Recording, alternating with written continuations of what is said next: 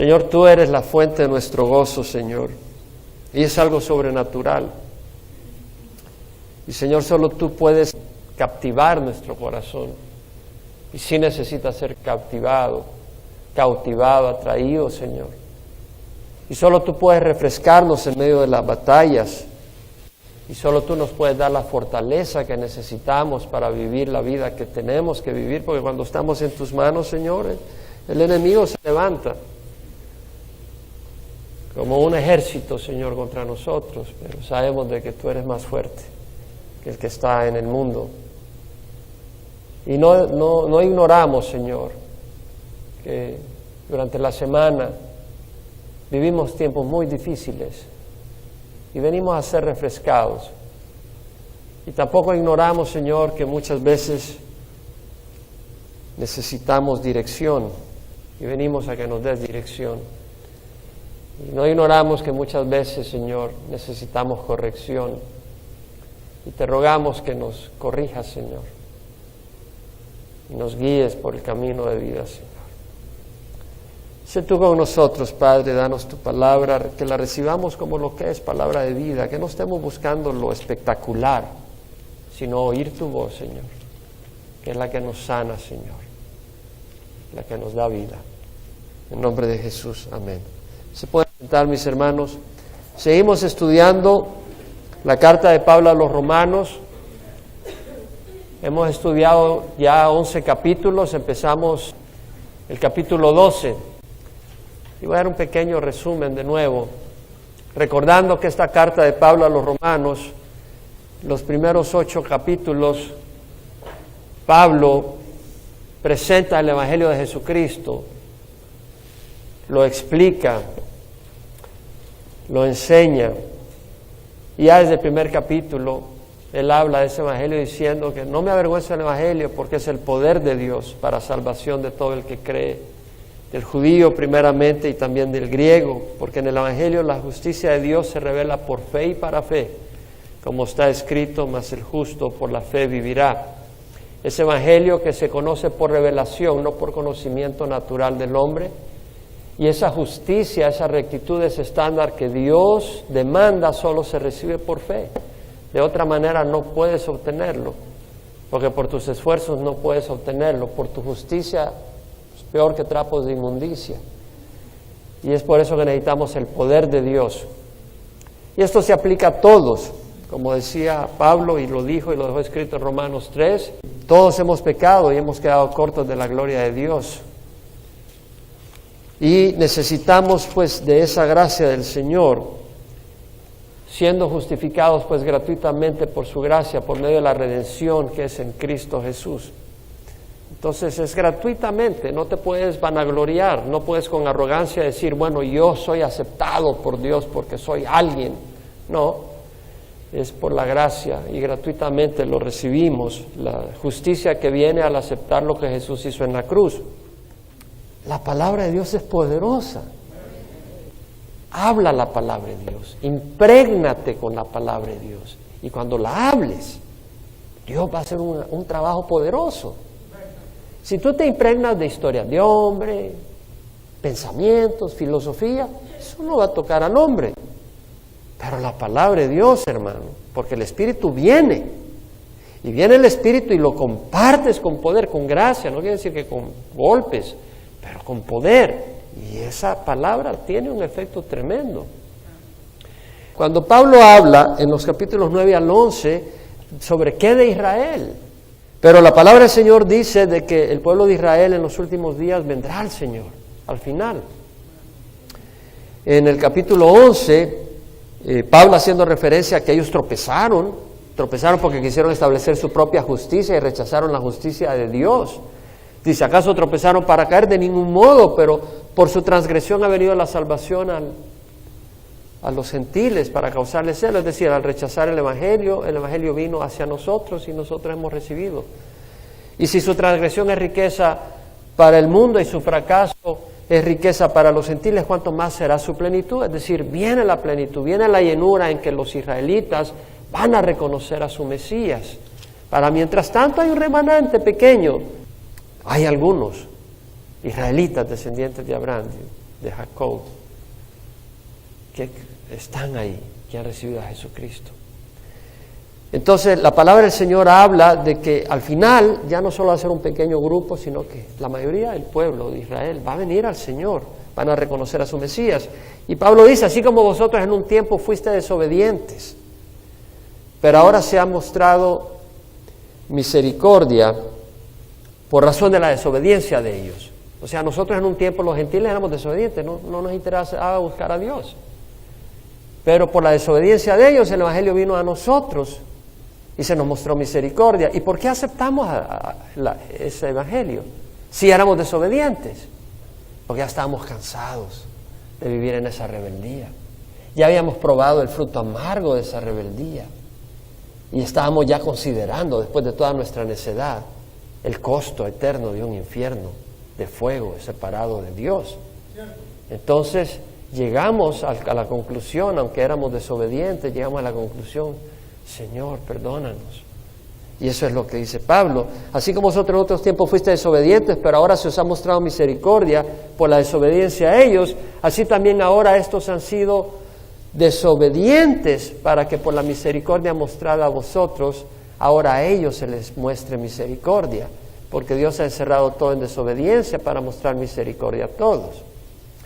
Entonces lo que vemos es de que el gentil, nosotros, no podemos venir arrogantemente y decir estos judíos que no creen en el Señor, aquí y allá. Cuidado, nosotros éramos desobedientes y Dios mostró misericordia en nosotros y ahora oremos por ellos para que Dios les muestre misericordia, que se la mostrará en los últimos días. Entonces Pablo en el capítulo 12 empieza diciendo, por consiguiente, hermanos, os ruego por la misericordia de Dios que presentéis vuestros cuerpos como sacrificio vivo y santo, aceptable a Dios, que es vuestro culto racional. Por consiguiente, hermanos, ruego por las misericordias. La base, o sea, Pablo hace un llamado a la santidad en el capítulo 6 de Romanos. No voy a regresar ahí, ya lo hemos hablado muchas veces. Y también en el capítulo 8 habla de la santidad. Y Pablo acá vuelve a hacer aquí un llamado de la santidad y de la consagración. También Pablo en el capítulo 6 habla de consagrar nuestros miembros, ofrecerlos para el Señor, presentarlos a Dios. Y Pablo vuelve a hacer ese llamado en el capítulo 12, un llamado a vivir una vida consagrada, una vida entregada al Señor. Y la base es la misericordia de Dios. Os ruego por la compasión de Dios. Dios tuvo compasión. Dios se sintió al ver nuestra condición perdida, sin esperanza, aparte de Él, y el Señor tuvo compasión. Y esa compasión no fue simplemente un sentimiento, fue una compasión tan profunda y un amor tan grande que Él estuvo dispuesto a dar lo que costaba salvarnos, que era su Hijo unigénito en la cruz. Entonces Pablo dice, por consiguiente, hermanos, ruego por la misericordia de Dios, que presentéis vuestros cuerpos como sacrificios vivos y santos. Nuestros cuerpos hay que presentarse al Señor como un sacrificio vivo y santo, aceptable a Dios, agradable a Dios, que es vuestro culto racional, vuestro culto, vuestra expresión religiosa, vuestro culto, la tría, de ahí viene la palabra idolatría, adoración de imágenes.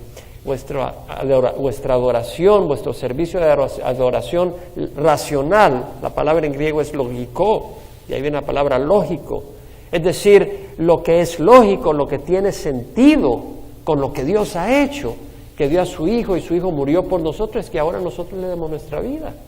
Ese es nuestro culto racional, no es un puño de tradiciones, no un poquito aquí, un poquito allá, sino que vivamos para Él. Eso es lo que el Señor nos pide. Ahora, Pablo dice, y no os adaptéis a este mundo, sino transformaos mediante la renovación de vuestra mente, para que verifiquéis cuál es la voluntad de Dios, lo que es bueno, aceptable y perfecto. No os adaptéis, aunque sea, no os conforméis, no toméis la forma de este mundo, la forma de pensar, la forma de actuar, sino transformaos, es decir, metamorfo, sed transformados como la metamorfosis de la mariposa. La oruga es transformada en una mariposa y nosotros, por la palabra de Dios, sed transformados mediante la renovación de vuestra mente, al cambiar radicalmente nuestra mente, como por medio de la palabra de Dios. Sed transformados mediante la renovación de vuestra mente para que verifiquéis cuál es la voluntad de Dios, lo que es bueno, aceptable y perfecto. Vamos a transformar nuestra mente. ¿Cómo? con la palabra de Dios, y entonces vamos a poder distinguir qué y qué no es la voluntad de Dios.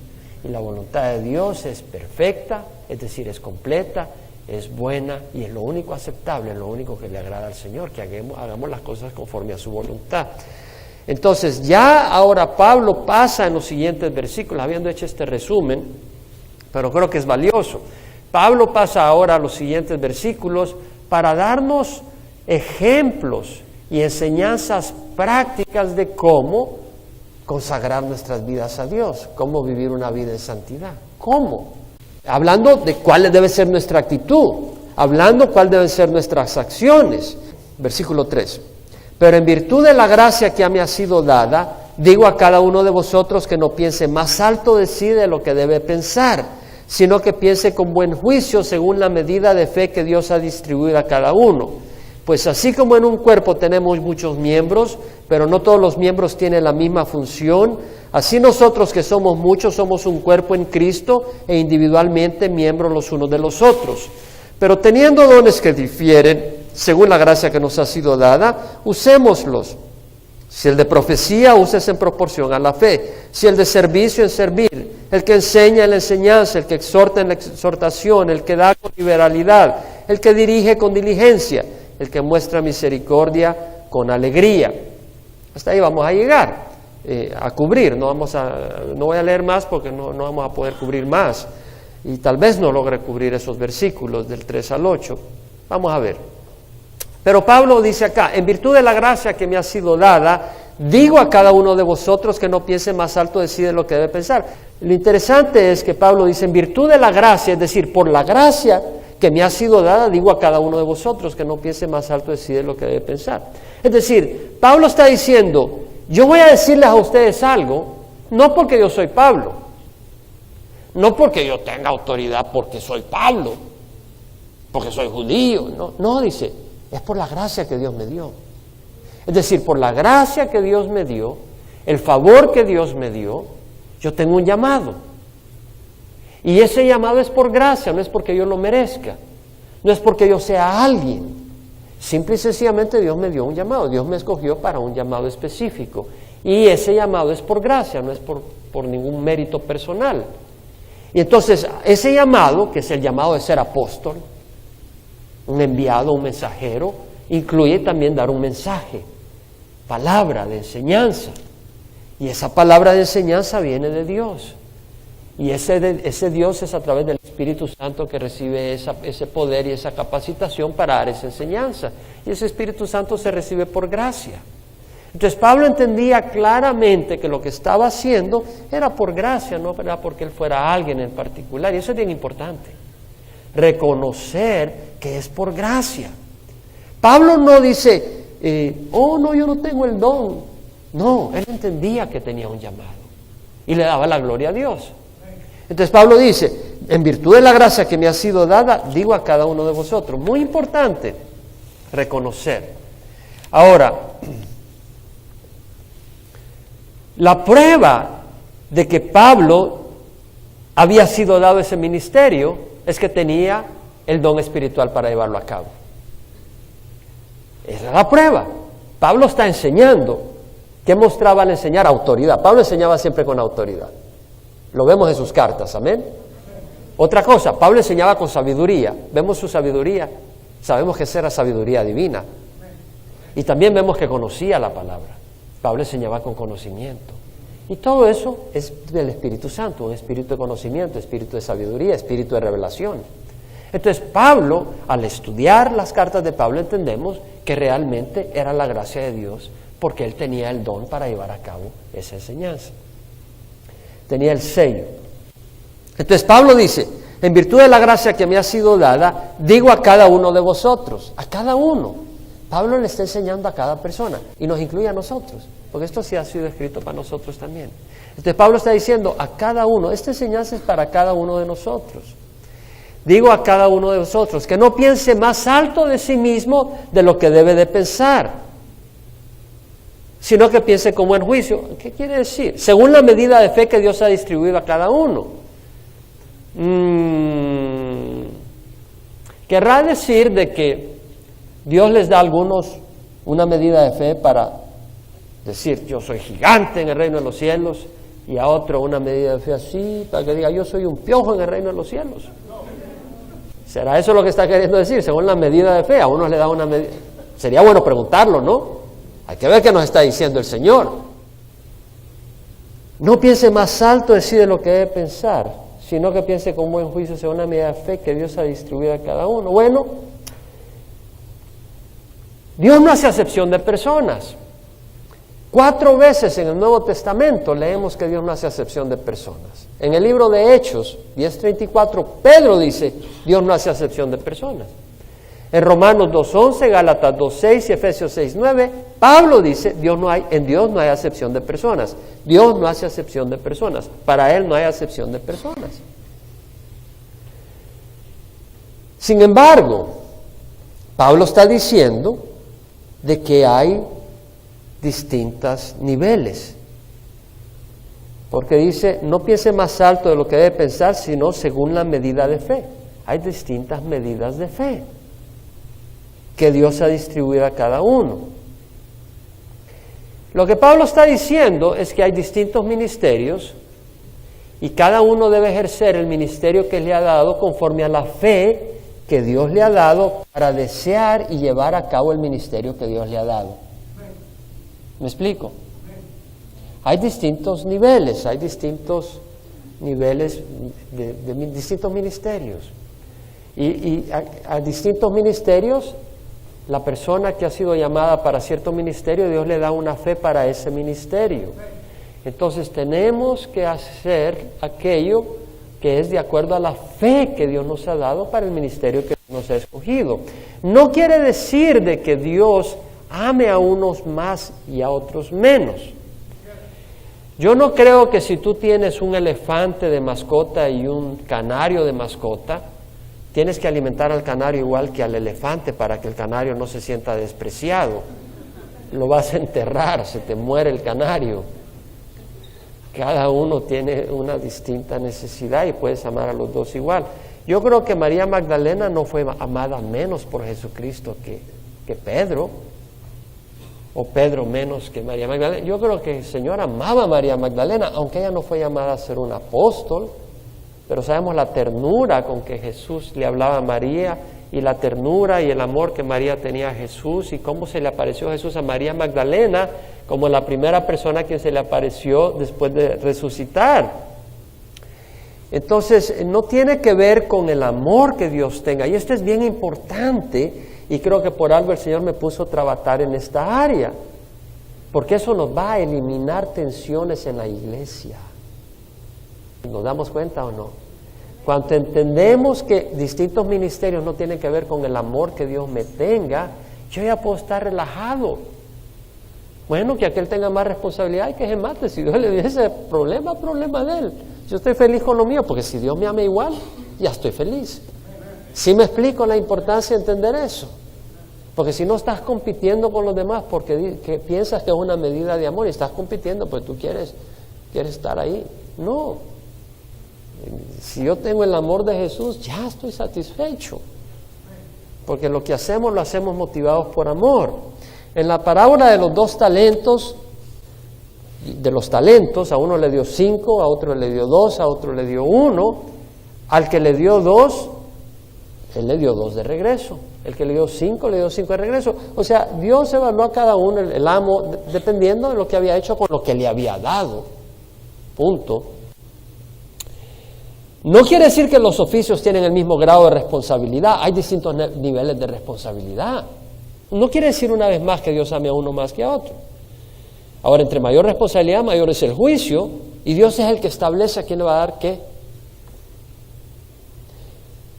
En el gobierno, un presidente tiene más responsabilidad que un juez, ¿cierto o no? O sea, el presidente Obama tiene mayor responsabilidad que un juez local.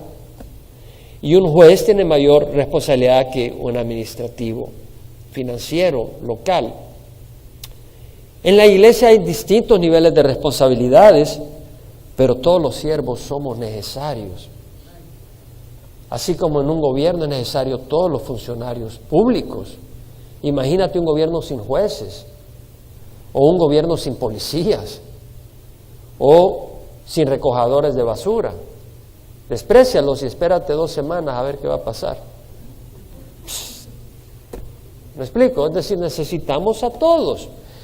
Ahora, algunas responsabilidades son fuertes y Dios demanda fuertemente. Santiago dice, hermanos míos, no os hagáis maestros muchos de vosotros, sabiendo que recibiremos un juicio más severo. ¿Quieres un juicio más severo? Hazte maestro. Mejor lo que Dios te dé. Amén. Y si Dios te da el don de maestro, gloria al Señor, úsalo. No puedes dejar de usarlo porque Dios te lo da y es un fuego.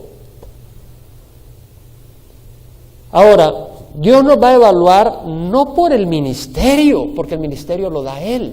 Dios nos va a evaluar por nuestra fidelidad con el ministerio que Dios nos ha dado.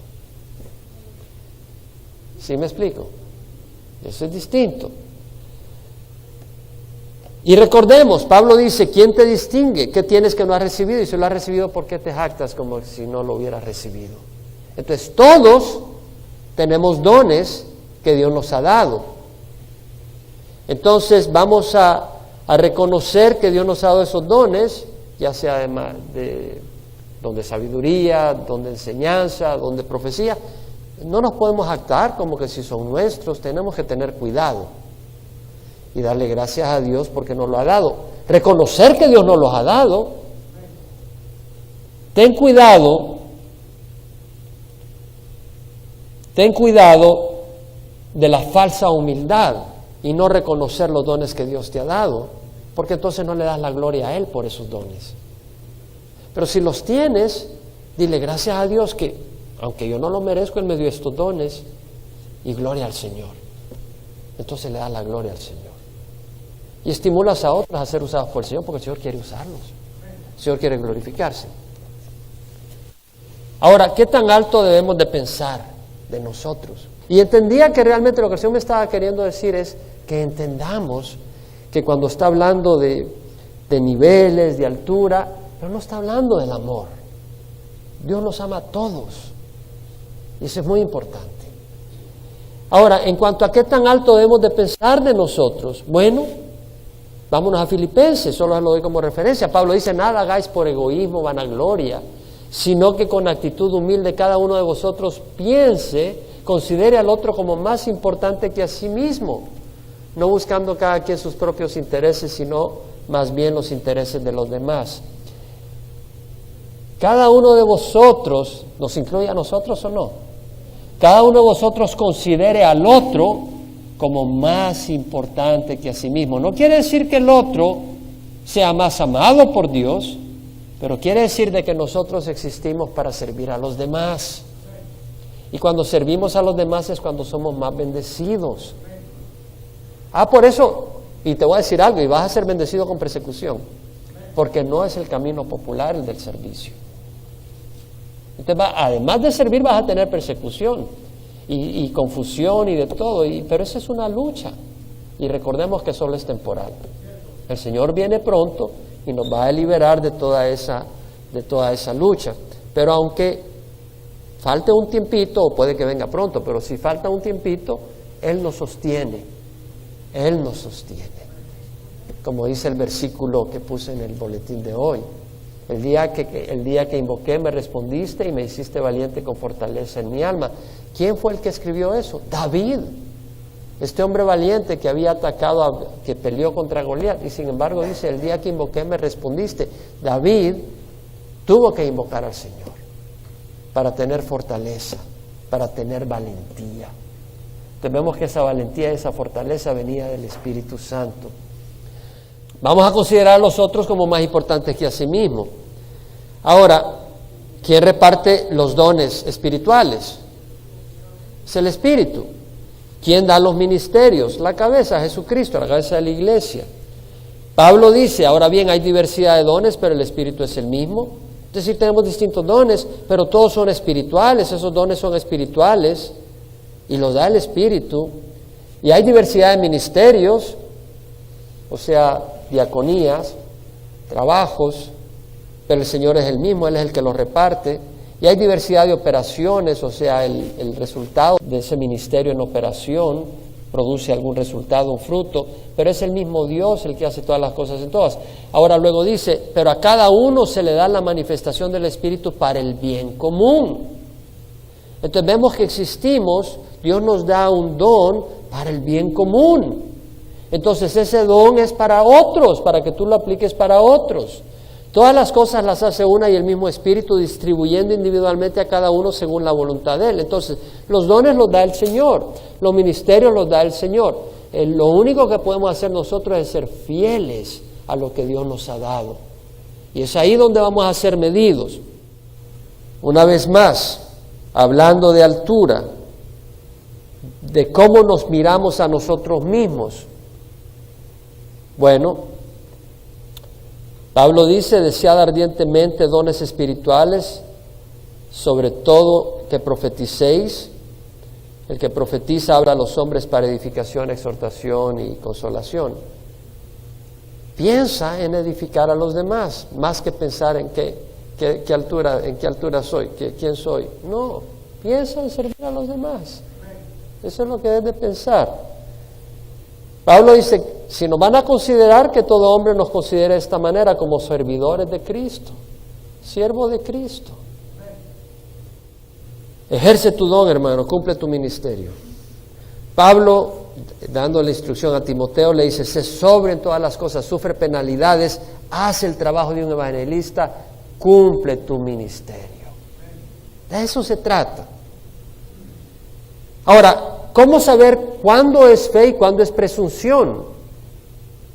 Porque dice, leamos de nuevo, que nadie piense más alto de sí de lo que debe pensar, sino que piense con buen juicio según la medida de la fe que Dios ha distribuido a cada uno. O sea, Dios le da a uno fe para este nivel de responsabilidad, a otro le da fe para un nivel de responsabilidad en esta área. ¿Sí me explico? Dios le da distinto. ¿Cuándo tú sabes? Bueno, si tú dices, bueno, Dios me ha dado a mí fe para ser un evangelista, pero nadie recibe al Señor, ni el gato te hace caso, sale corriendo cuando te pones a gritar, entonces es presunción, no es el don de Dios, no estás actuando en fe, estás actuando en presunción. O tal vez tú dices, yo tengo el don de discernimiento. Mira, aquel fulano es un sinvergüenza, yo sé, se le mira. No, pero mira, si no ha hecho nada. No, pero se le mira, yo lo veo. Y pasan 6 meses y el siervo de Dios, no, yo sé que es un sinvergüenza. Y pasan 5 años, 10 años, 15. No es un sinvergüenza. No, te estás equivocando. Yo creo que no tienes el don de discernimiento. O tal vez dices que tienes el don de enseñanza y cuando te pones a enseñar, ¿qué está diciendo? No, pues que yo soy un maestro muy elevado y por eso tú no sabes, yo soy un buen maestro, por eso tienes que aprender a ser un buen estudiante. No tienes el don de enseñanza. O tal vez crees que tienes el don de dar generosamente y cuando pasan el platillo para algo, ahí pones un penny. O tienes el don de hospitalidad, pero nadie se acerca por tu casa.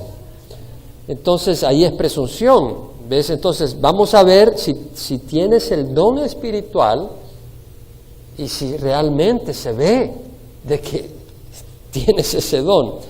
Ahora, Pablo dice en el versículo 4, así como en un cuerpo tenemos muchos miembros, pero no todos los miembros tienen la misma función, así nosotros que somos muchos somos un cuerpo en Cristo e individualmente miembros los unos de los otros. El cuerpo humano tiene muchos miembros, orejas, nariz, manos, pies, ojos, bocas, pelo, bueno, esos no son miembros.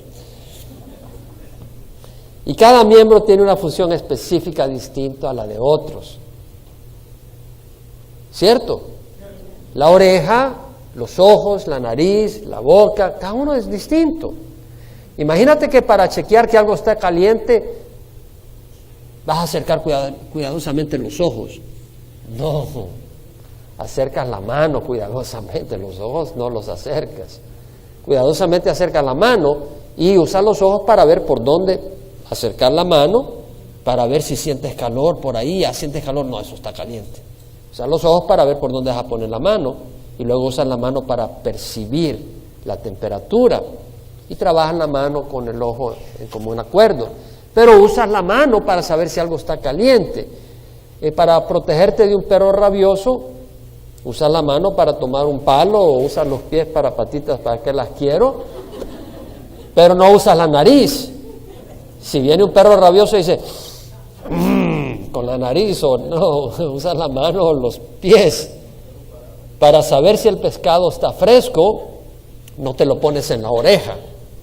Yo espero que, vamos a ver si está fresco, déjame ponerme en el oído. No, lo hueles un poco, eso apesta. Usa la nariz para ver si está fresco. Para cruzar la calle, usa los pies, usa los ojos. Para abastecer el cuerpo de proteínas, carbohidratos, nutrientes, vitaminas, agua, no dice, a ver, échale acá, y ya abre el oído. No, usa la boca. Es absurdo despreciar un miembro porque no tiene la función de otro. Es absurdo despreciar la oreja porque no comes por ahí. Es absurdo despreciar el pie porque no ve. Es absurdo despreciar los ojos porque no caminan. Y es absurdo esperar de un miembro lo que solo otro puede hacer. Jaime aprende. ¿No? Es decir, tenemos que reconocer que no todos tienen los mismos dones. Y tenemos que entender que unos tienen un don, otros tienen otro don, y reconocer esa diversidad y no esperar lo mismo de cada uno. Sí esperar que cada uno use los dones que Dios le ha dado y animarlos a que sean diligentes, pero no puedes esperar de uno que haga lo que no tiene el don para hacerlo. Amén. Entonces Pablo dice, así nosotros que somos muchos somos un cuerpo en Cristo e individualmente miembros los unos de los otros. Así nosotros que somos muchos somos un cuerpo en Cristo. Somos muchos, pero somos un cuerpo en Cristo. Es decir, las piezas de un avión no forman un avión a menos que las pongan en el mismo lugar y las conectes en un lugar, en un cuerpo, y ya formas el avión. Mientras no estén unidos en un cuerpo, no son un avión. Y lo mismo, los miembros no forman el cuerpo de Cristo si no están unidos en un solo lugar. ¿Cuál es ese lugar? Cristo. Literalmente es Cristo. Cristo es el lugar a donde se unen los miembros de Cristo. Entonces, muchas veces ese cuerpo de Cristo, parte está en un edificio. Como ahora, hay parte de ese cuerpo que está acá. Pero nosotros somos el cuerpo no porque estemos en este edificio, sino porque estamos en Cristo. Y los que son miembros del cuerpo no son necesariamente los que estén en este edificio, porque el edificio no es lo que define el cuerpo de Cristo, sino que estemos en Cristo. Amén. Entonces lo que nos une es que estemos en un mismo lugar que es Cristo, y lo que le da la existencia a la iglesia como cuerpo de Cristo es Cristo. Él es el que nos da la identidad.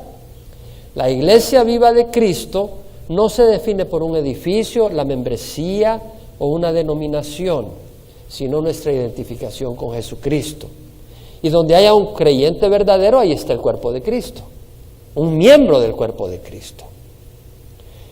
El cuerpo de Cristo tiene muchos miembros espirituales, con funciones distintas pero complementarias. Cada miembro tiene un papel, un don, una responsabilidad, un servicio que dar al cuerpo.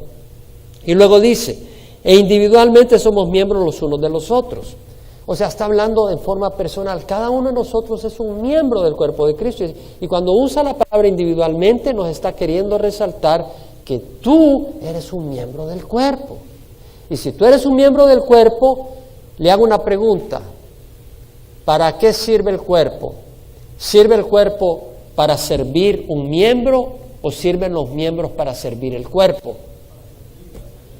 Los miembros sirven para servir el cuerpo. Es decir, la mano sirve para servir al cuerpo. Bueno, que hay que agarrar comida y ponerle en la boca. Ahí está la mano, está sirviendo al cuerpo. El ojo está viendo para poder proteger al cuerpo cuando va a cruzar la calle. Los pies están siendo usados para servir al cuerpo, porque quiere llevar el cuerpo de un lado al otro. Entonces los miembros sirven para el cuerpo. Hermanos, a libertad fuiste llamados, solo que no uséis la libertad como pretexto para la carne, sino servíos por amor los unos a los otros. Dios nos está llamando no a servirnos a nosotros, sino a servir a los demás. ¿Quiere decir que no vas a comer? ¿Quiere decir que no vas a dormir? ¿Cómo no? Necesitas comer. Bueno, nadie dice que tienes que comer tanto, pero necesitas comer. Necesitas descansar, porque si no, no puedes funcionar. Necesitas alimentarte, necesitas ciertas cosas. Eso no quiere decir que no puedes hacer esas cosas, pero recuerda que sirve para servir a otros. Ahora, en el versículo 6 al 8, teniendo dones que difieren según la gracia que nos ha sido dada, dice Pablo, usémoslo. Si el de profecía, uses en proporción a la fe. Si el de servicio, en servir, o el que enseña en la enseñanza, el que exhorta en la exhortación, el que da con liberalidad, el que dirige con diligencia, el que muestra misericordia con alegría. Teniendo, pues, dones que difieren, tenemos dones, y esos dones difieren. No son los mismos dones. Y según la gracia, es por gracia que los tenemos, usémoslo. Si el de profecía, uses en la proporción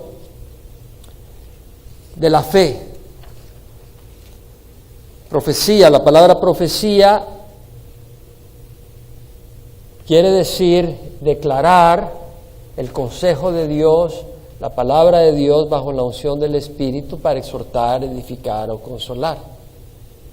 No necesariamente quiere decir únicamente predecir algo que va a ocurrir, aunque Dios puede dar ese don de profecía, de eventos, que Dios te ilumine de que va a haber un terremoto en tal lugar.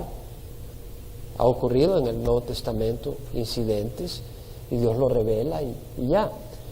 Pero también se refiere principalmente a declarar la palabra de Dios bajo la unción del Espíritu, y tiene que estar de acuerdo con el resto de la Escritura, de acuerdo a la unción de fe que has recibido, de acuerdo al don de fe que has recibido para decir lo que vas a decir. Y tienes que usarlo. Si no tienes la fe para decir algo y lo estás diciendo, pues no va a haber autoridad, no va a haber poder, no va a haber bendición. Entonces, si tienes el don de profecía, uses en proporción a la fe. Si el de servicio es servir, diaconía, servicio, ministerio, la palabra también quiere decir servir a la mesa. Si tú estás sirviendo de distintas maneras, ya sea que vienes, ayudas con las sillas, o vienes, ayudas con los boletines, o vienes, ayudas con la transmisión, o en la oficina haciendo esto, o limpiando la oficina, o ayudando en los refrigeradores, o trayendo comida, o visitando en el servicio, pues sirve, es un don, sirve. Y cuando alguien te dice, oye hermano, oye hermana, oye, ¿cómo sirves a la iglesia? Di, gloria a Dios, Dios me ha dado ese don. No digas, no, yo no hago nada. No, di, sí, Dios me ha dado ese don y para su gloria lo voy a usar. ¿Sí me explico? O sea, gloria al Señor, Dios nos da sus dones. Si el que enseña en la enseñanza, la palabra enseñar es impartir instrucción, explicar. El que exhorta en la exhortación, exhortar quiere decir estimular a alguien a hacer lo bueno, animar a alguien, suplicar a alguien que camine por el camino correcto.